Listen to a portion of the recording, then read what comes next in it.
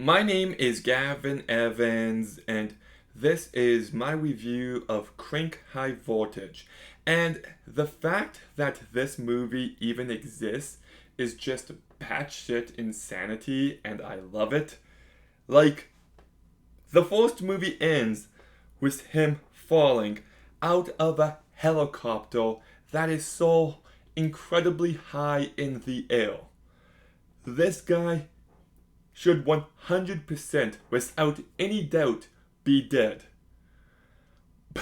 But somehow he survives that fall and he gets himself in a completely different mess. And I love the premise of this movie. Like, the first one is about this guy who has to keep moving, has to keep doing crazy stuff. And how do you follow up that without just giving us more of the same?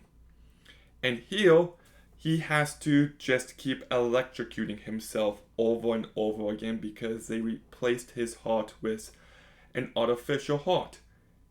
And there you go. Like, just a great premise. And they just thought of everything when it came to it. Any way that somebody could get electrocuted, they thought of in this movie. And it's just so crazy and so insane, and it just completely worked for me. We get more brutal action here, but just like the original, this movie works better if you view it as a comedy, and boy, does this movie get me laughing at moments. Like, it is just so insane. It's very self aware, and it's so over the top, and it's just comedy gold. Like, it's just some really great stuff. Neverdeen and Taylor, I thought, brought plenty of style to this movie, just like they did to the original. They bring so much energy and personality, and they just always find ways to keep you engaged, to keep the movie feeling fresh. So I do appreciate that. And on top of all that, I do think the cast does a real good job. Jason Statham is the star, and he just carries this movie so well. He brings the proper amount of personality and energy to this movie, and he just nailed every beat he needed to. Amy Smart is in this movie not as much as I would like her to be, actually. I was feeling her absence in the second half, which is a real shame, but I still like her.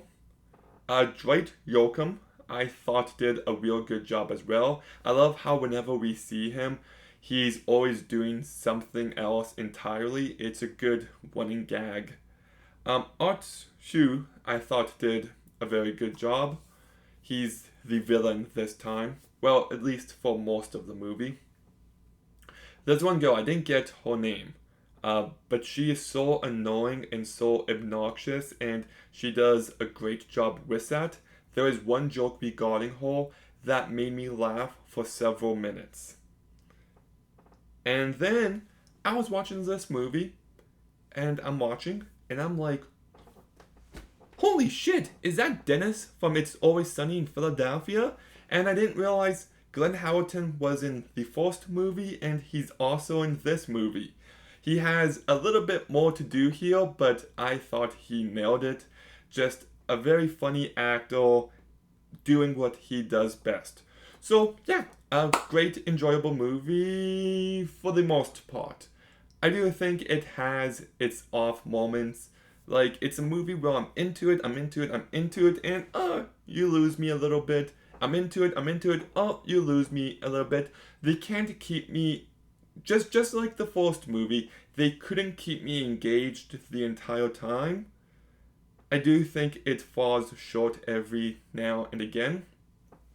And it's actually weird just how similar this movie is to the first one. Because they have very similar plots, but this one feels new and different enough. But the movies are hilarious.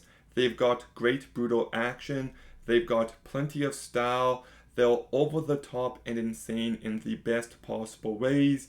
Jason Statham does a great job in both of them, and the only issues are that the movies can't maintain that energy, that quality all the way throughout. So just funny that my thoughts on both movies are so similar. But anyways, just like the first movie, Crank High Voltage gets a 7 out of 10. Okay, have you seen Crank High Voltage? What did you think? Let me know in the comments down below. Make sure you like, comment, subscribe. Stay tuned for more videos soon. And Gavin out.